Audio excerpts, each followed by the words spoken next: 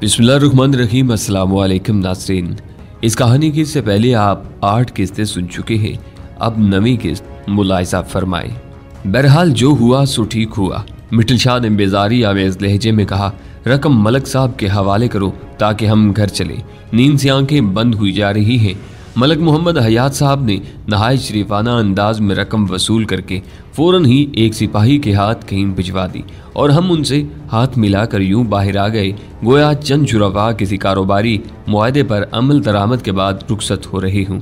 ज़ेर तफ्तीश मुलजमों की दबी दबी आवाज़ें अब भी सुनाई दे रही थीं। मैं उस वक्त तक आसूदगी की सांस नहीं ले सका जब तक हम थाने की इमारत से काफ़ी दूर नहीं निकल आए। शायद तफ्तीश का दायरा वसी रखने के लिए ही थाना ऐसी इमारत में बनाया गया था जिसके इर्द गिर्द काफ़ी फासले तक कोई मकान वगैरह नहीं था। काम बड़ा ख़राब हो गया है जी। रास्ते में मुंशी अब्दुल सत्तार ने तबसरा किया। रात के सन्नाटे में कच्चे रास्ते पर हम तीनों बदरूहों की तरह चले जा रहे थे।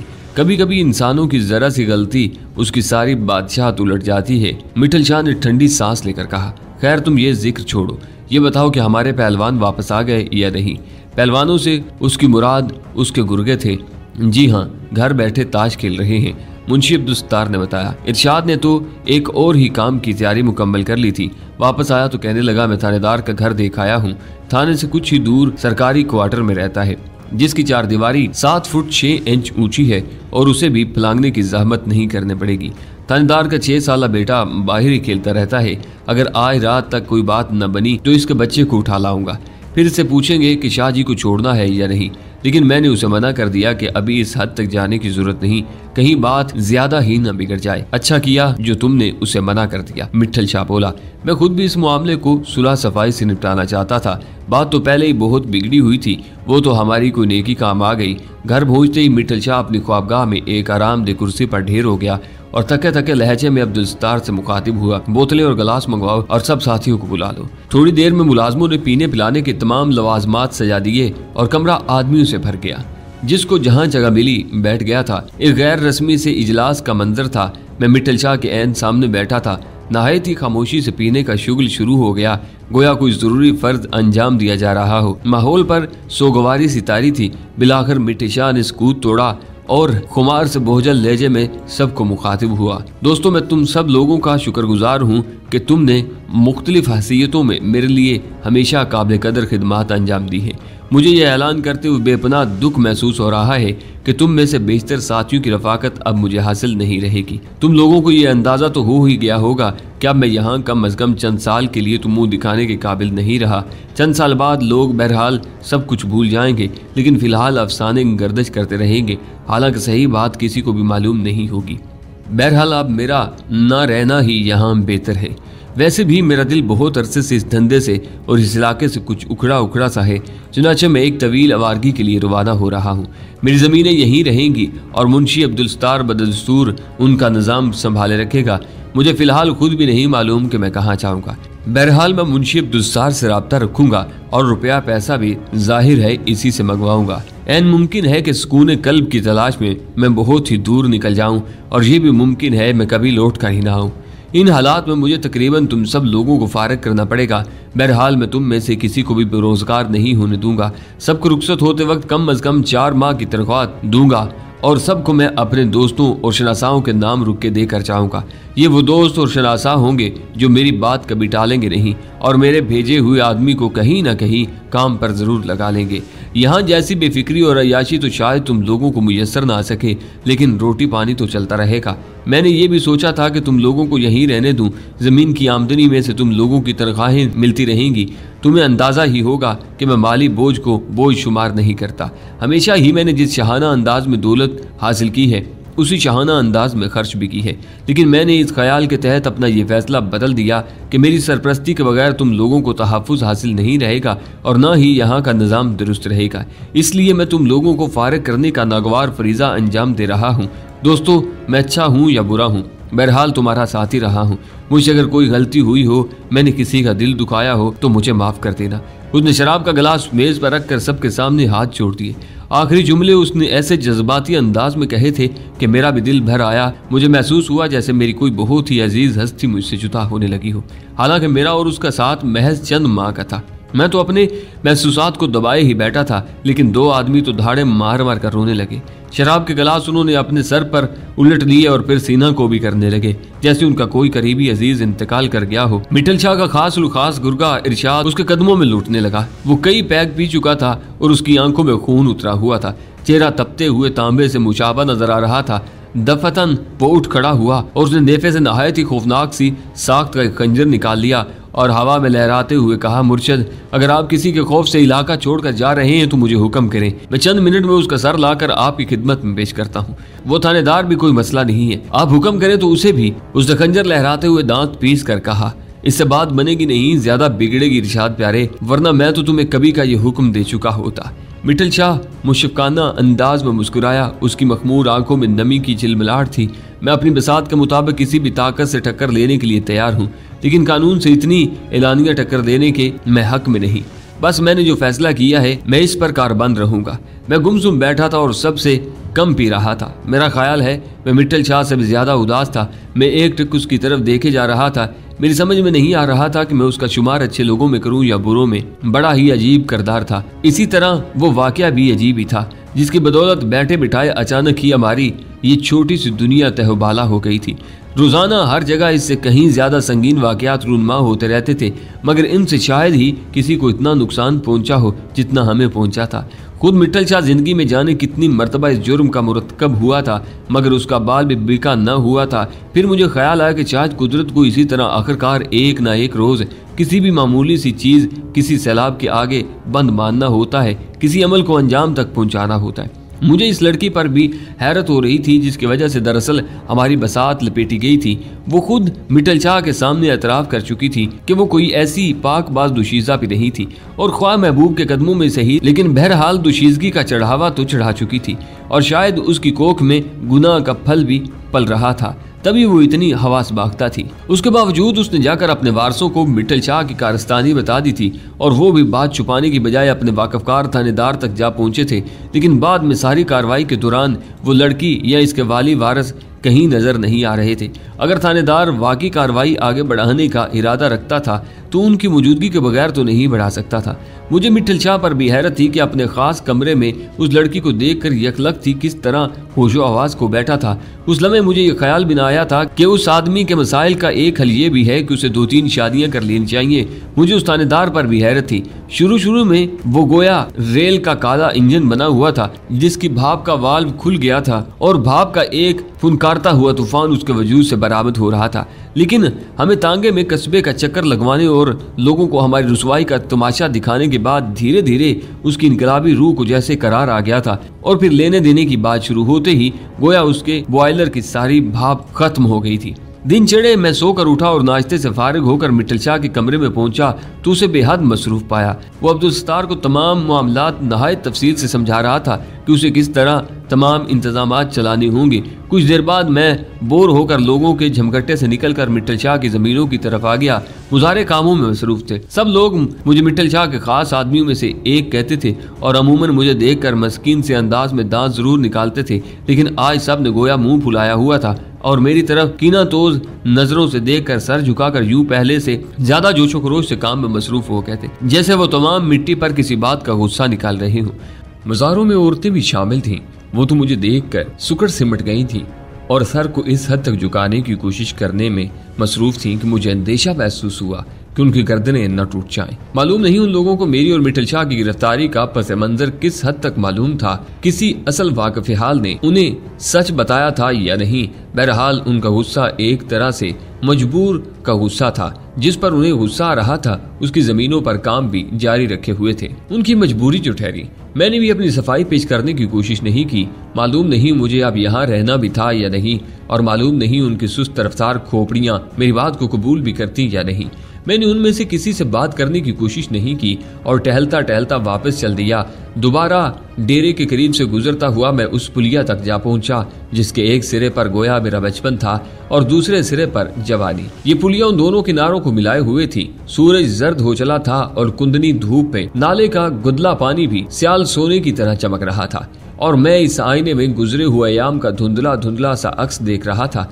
वो राजू के साथ शूटिंग, वो ताजा के साथ मुकालमा, वो दौड़ भाग, वो खुशफिक्री के दिन, इतने थोड़े से अरसे में जैसे सब कुछ ख्वाब होकर रह गया था। राजू की शादी हो गई थी और वो गोया अपनी मौत आप मर गया था। बेशतर खानदानों में और खुसूसन देहातियों में चूंकि खानदान का एक ही घर में रहना नाक का मसला होता है, खा हालात कैसे ही नामुनासिब क्यों न हो, इसलिए शादी के बाद मेरा बचपन का यार भी यही रवायत निभा रहा था और अपनी नन्ही सी जान पर खेल रहा था। सास और बहू में से जाने किसने जहन्नम में जाना था और किसने जन्नत में जाना था। बहरहाल जिसे जहां भी जाना था मरने के बाद ही जाना था, लेकिन राजू तो जैसे जीते जी ही जहन्नम रसीद हो चुका था। मुसीबत ये थी कि ये शादी उसकी अपनी पसंद की भी नहीं थी। माँ ही बड़े चाव से बहू पसंद करके लाई थी। एक दो बार राजू ने अलग होने की बात की तो बिस्तरे मर्ग पर पड़े हुए बाप ने धमकी दे दी कि वो खून की नदियां बहा देगा। अगर उसमें नाकाम रहा तो खुदकुशी कर लेगा और अगर उसमें भी नाकाम रहा तो राजू को आग कर देगा और कयामत के रोज उसका गिरबान पकड़ेगा। खुलासा उसकी गुफ्तगू का ये था कि उसकी जिंदगी में राजू अलग नहीं हो सकता। चंद दिन पहले ही राजू मुझे मोचे के चाय खाने में एक नीम तारीख से गोशे में बैठा मिला था। उस वक्त चाय खाने में हम दोनों के सिवा कोई ग्राहक नहीं था। उसके सामने स्पेशल चाय के बर्तन सजे हुए थे। मैं उसके सामने जाकर बैठा तो वो उछल पड़ा जैसे मैं उसका लंगोटिया नहीं बल्कि सास सामने आ बैठी हो। नीम तारीकी में आंखें फाड़ फाड़ कर मुझे देखने के बाद उसने इत्मीनान की सांस ली। उसका शेप बड़ा हुआ था और आंखें उस उल्लू की आंखों से मुशाबा नजर आ रही थी जिसे काफी अरसा से आशोबे चशम की शिकायत चली आ रही हो। किसी किस्म की रस्मी गुफ्तगू के बगैर उसने कमीज के नीचे हाथ डाला और न जाने कहां से देसी विस्की का एक पुआ निकाला। एक कप उसने अपने लिए और एक मेरे लिए भरा, लेकिन मैंने नफी में सर हिलाते हुए कहा, शुक्रिया प्यारे, ये तुम ही पियो, हम तो आजकल वलायती पीते हैं। उसने पुरख्याल अंदाज में सुर्ख सुर्ख आंखों से मुझे घूरते हुए उनकारा भरा, आजकल बड़ी ऊंची हवाओं में हो। वो तो मुझे मालूम नहीं। मैंने कहा, तुम बताओ कि इतनी नीची हवाओं में परवाज करने की तुम्हें क्या जरूरत पेश आ गई? अभी तो तुम्हारी शादी को 8-9 माह ही हुए हैं। 8-9 माह? उसने हैरत से दोहराया। मुझे तो यूं लगता है जैसे 8-9 सदियां गुजर चुकी हैं मुझे इस अजाब में गिरफ्तार हुए। उसकी आंखों से आंसू टप टप विस्की के कप में गिरने लगे। मैंने उससे पूछा, ये तुमने शराब क्यों पीनी शुरू कर दी? इससे क्या तुम्हारे मसाइब में कमी हो जाएगी? मालूम नहीं, वो सादगी से बोला, मैं तो गम भुलाने के लिए पीता हूँ। ये मुकालमा हम शूटकों में भी कई मर्तबा इस्तेमाल कर चुके थे। अबे उल्लू के पट्टे, मैंने उसके कंधे पर हाथ मारते हुए कहा, शराब पीकर गम तो सिर्फ फिल्मों में हीरो भूलता है, वो भी पुरानी फिल्मों में। हकीकी जिंदगी में तो शराब पीकर कर्ज भी याद आने लगते हैं जिन्हें हमने बसदे कोशिश भुलाया होता है। वो मुझे बताने लगा कि उसके घर में क्या कुछ होता है और वो किस कदर परेशान था। हालात किसी तरह उसके काबू में नहीं आ रहे थे। मैंने उसे समझाने की कोशिश की, कई मिसालें दी, कई मशवरे दिए। या तो उसे हमारे एक पड़ोसी मोहम्मद फयाज की तरह बेहिस, बेपरवाह और अपने आप में मगन इंसान बन जाना चाहिए। मोहम्मद फयाज के घर में भी यही कुछ होता था, मगर वो भी एक ही अल्लाह का बंदा था। चिमटे, थालियां और दूसरी चीजें उसके सर के करीब से परवाज करती रहती थी, मगर वो बैठा आराम से खाना खाता रहता था। या फिर मेरे ख्याल में राजू को हमारे एक और शनासा मर्दान अली की तरह बन जाना चाहिए था, जो बीवी के तेवर बदलते ही पहले खुद आस्तीन चढ़ा लेता था और उसकी ऐसी धुनाई करता था कि उसमें अगले महीने तक किसी से मुंह मारी करने की सकत नहीं रहती थी और घर के बाकी अफराद पर भी ऐसी दहशतारी हो जाती थी कि वो सरहदी झड़पें शुरू करने का ख्याल दिमाग से निकाल देते थे। आखिर में मैंने गोया खुलासे के तौर पर कहा, मियां राजू, शेर बनो शेर। तब उस बेवकूफ राजू ने बड़े पते की बात की। कहने लगा, इंसान बुनियादी तौर पर तकरीबन वही रहता है जो कुदरत ने उसे बना दिया है। अगर अपने आप को किताबों, लेक्चरों और नसीहतों के जरिए बदलना मुमकिन होता तो हर शख्स ही मिसाली इंसान न बन जाता। अब मुझे ही देख लो, जब से मैंने ये किताब पढ़ी है कि परेशान होना छोड़िए, जीना शुरू कीजिए, तब से मैं और भी ज्यादा परेशान रहने लगा हूँ। और अगर इस तरह कोने कुदरों में छुप छुप कर घटिया शराब पीने का सिलसिला जारी रहा तो जीना भी जल्दी ही तर्क कर दोगे। मैंने लुकमा दिया, तुम्हारे मुंह में घी शक्कर। वो जल्दी से बोला, अब ऐसे आदमी को कोई क्या समझाता। चुनाचे मैं उसे चाय के कप में विस्की पीते छोड़कर उठाया था। पुलिया पर बैठे बैठे मुझे फिर शमीम याद आई और मेरे दिल पर जैसे किसी ने कुंद छुरी से गहरी सी खराश डाल दी। वो मेरा पहला इश्क था, वो मेरी तशना तकमीले मोहब्बत, वो एक पुरस्कार सी कहानी जिसका शुरू होना भी ख्वाब लगता था और खत्म होना भी। मुझे ताजा याद आई। उससे मेरा कोई रिश्ता नहीं था, मगर जाने क्यों उसकी याद से दिल में दर्द सा होता था। शायद उसकी बर्बादी देखकर दिल दुखता था। एक अजीब सी उदासी रगोपै में उतर आई थी और मैं यूं गर्दोपेश पर नजर डाल रहा था जैसे दोबारा ये सब कुछ देखना नसीब नहीं होगा। हालांकि अभी यकीनी तौर पर मालूम नहीं था कि मुझे कस्बे में रहना होगा या यहाँ से कूच करना होगा। मैं जज्बात और एहसासात के इस मद्दोजजर में कभी डूब जाता था और कभी उबर आता था। दफातन मैंने सड़क की तरफ से एक शख्स को पोटली कंधे पर लटकाए आते देखा। करीब आने पर मैंने देखा कि वो मेरे छोटे चचा थे। पुलिया के पास पहुंचकर वो रुक गए और ऐसी नजरों से मेरी तरफ देखने लगे जैसे उनके और मेरे दरमियान सिर्फ नफरत का रिश्ता था। मैंने उन्हें सलाम किया, लेकिन वो जवाब दिए बगैर बोले, बड़ा नाम रोशन किया है तूने खानदान का। हमारे गांव में बड़े बड़े बदमाश पैदा हुए, मगर किसी की इज्जत की तरफ कभी किसी ने आंख उठाकर भी नहीं देखा। हर ऐब किया मगर किसी की आबरू कभी नहीं लूटी। तूने तो इन नामी ग्रामी बदमाशों को भी पीछे छोड़ दिया। उस बदमाश जेली पीर के साथ मिलकर लड़कियों की इज्जतें लूटता रहा और हमें कानू कान पता न चला, वरना मैं तुझे एक लम्हे के लिए भी घर में रहने न देता। जवान माँ बेटियां हैं हमारी, वो तो खुदा का शुक्र है कि तेरी असल शक्ल से शराफत और मासूमियत का नकाब उतर गया। अगर तू अपने बाप का बच्चा है तो आइंदा हमें शक्ल ना दिखाना। इससे पहले कि मैं कोई जवाब देता, वो किसी गुस्सावर घोड़े की तरह पगडंडी पर धूल उड़ाते आगे बढ़ते चले गए। मैं उनसे कहना चाहता था, प्यारे चचा, आप ख्वामुखा रासपुटीन का जानशीन बनाने पर तुले हुए हैं और कस्बे में जो अफवाहें फैल चुकी हैं इन पर यकीन कर बैठे हैं। मुझसे कुछ पूछ तो लीजिए। मैंने इसने तो क्या एक इज्जत भी नहीं लूटी। मैं तो महज तख्त के नीचे छुपा होता था। बाकी जहाँ तक खानदान का नाम डूबने की बात है तो इससे पहले भी मैंने कभी इस नाम को तैरते हुए नहीं देखा। हम तो न 3 में थे न 13 में। कस्बे में हमारी इज्जत कुत्ते बिल्लियों से ज्यादा नहीं थी। मेरा बाप और आपका भाई कत्ल हो गया, उसके इल्जाम में कोई एक गिरफ्तारी भी अमल में नहीं आ सकी। आपकी खुशफहमी आपको मुबारक। मैं चचा को ये सब बताना चाहता था कि कस्बे के बदमाशों ने उनकी इज्जत की तरफ आंख उठाकर देखा था या नहीं ये तो मुझे नहीं मालूम था। बहरहाल कस्बे के शुराफा क्या कुछ करते थे ये मुझे मिटल शाह के यहाँ रहकर काफी हद तक मालूम हो गया था। चचा ने ये भी खूब कही थी कि घर में जवान जहान बेटियां और बीवियां हैं। मेरी दोनों चचियों की सिर्फ एक ही बेटी थी। उनसे एक की उम्र गालबन 6-7 साल और दूसरी की 8-9 साल। मेरे ख्याल में तो उन्हें जवान जहान कहलाने के लिए अभी साल दरकार थे और मैंने उनसे हमेशा ऐसा ही मुशफ़क़ाना सलूक किया था जिस तरह बुजुर्ग अपने बच्चों से करते हैं। बहरहाल अब इन दलीलों का ना तो कोई फायदा था और ना जरूरत। मेरा खुद कौन सा इस घर की तरफ जाने को दिल कर रहा था। बिल्ली के भागों छींका टूटा। मैं जब काफी बेजार हो चुका तो उठकर वापस डेरे पर आया। मिटल शाह तमाम मामला से फारिग हो चुका था। उसके 2 सूटकेस पैक किए जा रहे थे। जिन लोगों को वो सिफारशी रुक्के लिख कर देना चाहता था दे चुका था। मेरा रुक्का भी तैयार था और उसके साथ ही 2000 रुपए भी। रकम और रुक्का मेरे हवाले करके मिटल शाह ने मुझे तकरीबन 30 मील के फासले पर वाक़ई एक गाँव का मोहल्ले वकू और वहाँ तक पहुँचने का तरीका बताने के बाद कहा, ये इलाका सरहद से खासा करीब है। यहाँ नहर पर सजाद एंड कंपनी के नाम से एक कंस्ट्रक्शन कंपनी खासा बड़ा पुल बना रही है। उस कंपनी के मालिक सजाद साहब खुद ही कंपनी के चीफ इंजीनियर्स भी हैं और किसी न किसी हवाले से मेरे दोस्त हैं। तुम सीधे उन्हीं से जाकर मिलना, वो तुम्हें किसी न किसी खाने में फिट कर लेंगे। मैं मिटल शाह के करीब ही बैठ गया। वो कालीन पर गाँव तकिया लगाए बैठा था। फर्शी नशिस्त जमी हुई थी। मिटल शाह खिलाफ तवक्का मलूल नजर नहीं आ रहा था। मेरे कंधे पर थपकी देते हुए बोला, नौजवान दोस्त, हालात से घबराना नहीं। जिंदगी रही तो फिर कभी मिलेंगे और हाँ, कभी मदद की जरूरत हो तो मुंशी अब्दुल सत्तार यहाँ मौजूद होगा। तुम किसी वक्त भी उसके पास आ सकते हो। मैं शुक्रिया के सिवा कुछ न कह सका। माहौल बड़ा शिगुफ्ता। बातों बातों में मिटल शाह ने यह भी कहा, चलो अच्छा ही हुआ, हम भी इसी बहाने कुछ आवारा गर्दी कर लेंगे, वरना पीरी फकीरी के चक्कर में उलझ कर हम तो भूल ही गए थे कि सूरज किधर से निकलता है किधर डूबता है।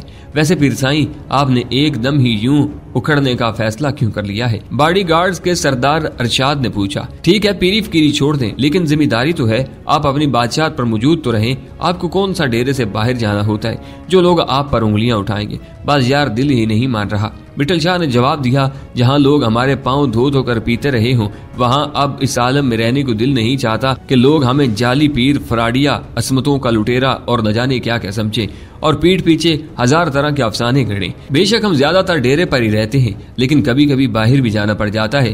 पहले हम बाहर जाते थे तो लोग राहों में आंखें बिछाते थे, ताजीम से झुक जाते थे। अब कहीं हम पर अंडे, टमाटर या पुरानी जूतियां न फेंके। ये अफवाहें थोड़ा अरसा रहेंगी शाहजी। मुंशी अब्दुल सत्तार ने कहा, आपके खिलाफ जो प्रोपेगेंडा हो चुका है इसका तोड़ किया जा सकता है। थोड़े अरसे पीरी फकीरी का धंधा जरा ठंडा रहेगा, लेकिन रफ्ता रफ्ता सब ठीक हो जाएगा। मुंशी अब्दुल सत्तार को तो मेरे ख्याल में खुश होना चाहिए था कि मिटल शाह के जाने से सब कुछ उसके हाथ में आ रहा था, मगर वो भी उसे रोकने के लिए कोशां था। मिटल शाह के आदमी वाकई बड़े वफादार थे। मिटल शाह एक शान बेनियाजी से बोला, जब सब ठीक हो जाएगा तो शायद हम भी लौट आएं।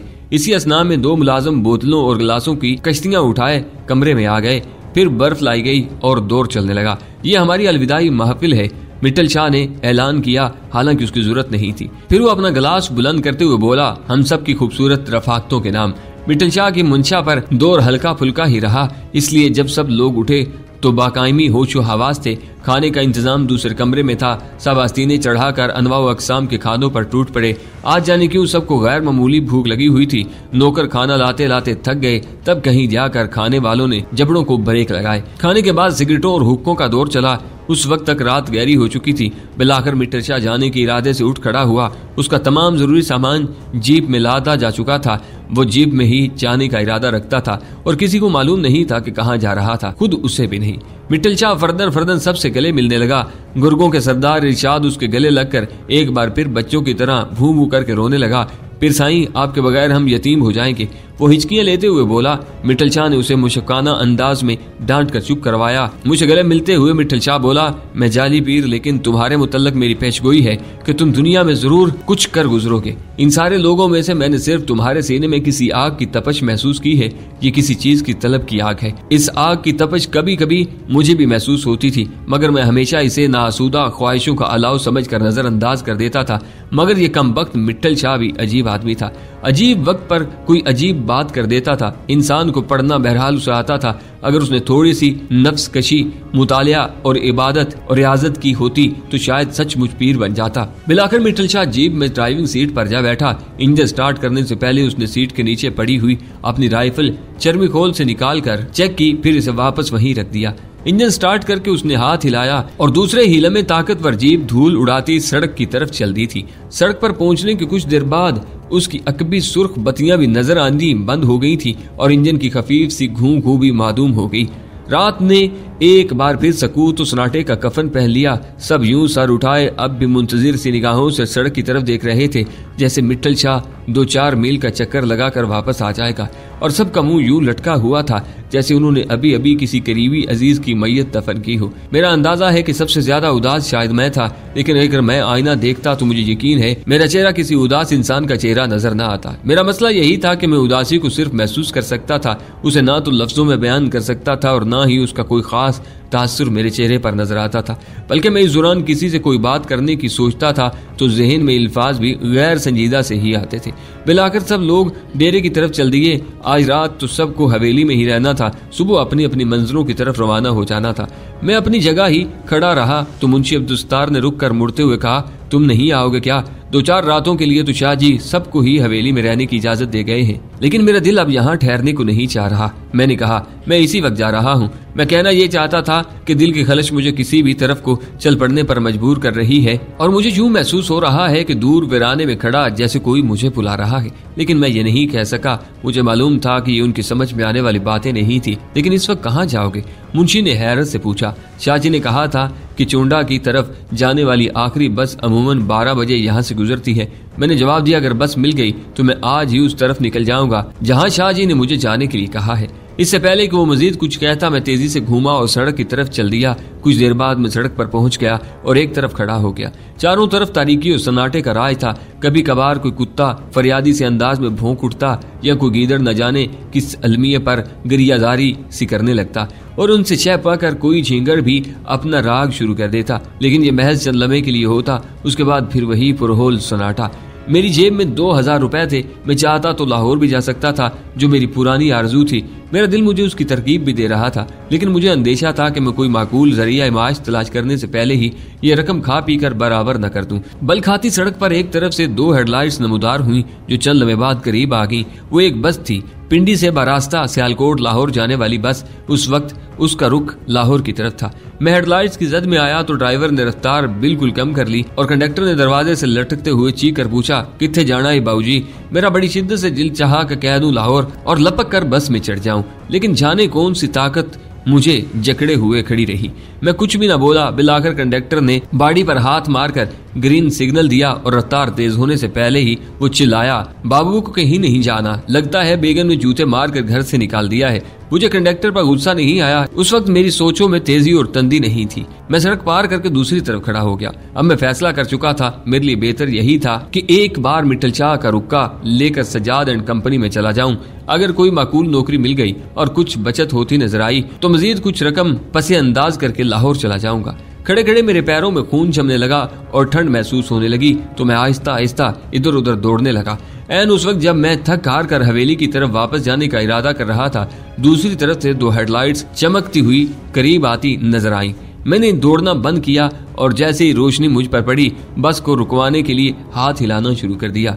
इन दिनों चौक के डाकू हजरात की तिजारती सरगर्मियां, माफ कीजिएगा मजमूम सरगर्मियां, चूंकि जोरों पर नहीं थी, इसलिए वीराने में भी किसी को हाथ हिलाते देखकर ड्राइवर हजरात खुद गाड़ी रोक लेते थे और इस अंदेशे में मुब्तला नहीं होते थे कि इर्द गिर्द झाड़ियों में उसके साथी बंदूकें लिए छुपे हुए होंगे। बस में जब मैं एक पिछली सीट पर बैठ गया और ऊँगते हुए मुसाफिर गर्दनें मोड़ मोड़ कर चंदियाई हुई सी आंखों से मेरा मुआयना कर चुके, तो मैंने इत्मीनान की सांस ली और किराया अदा करते हुए कंडक्टर को ताकीद की, ठेकरी नाम के गाँव के पास मुझे खुद उतार देना।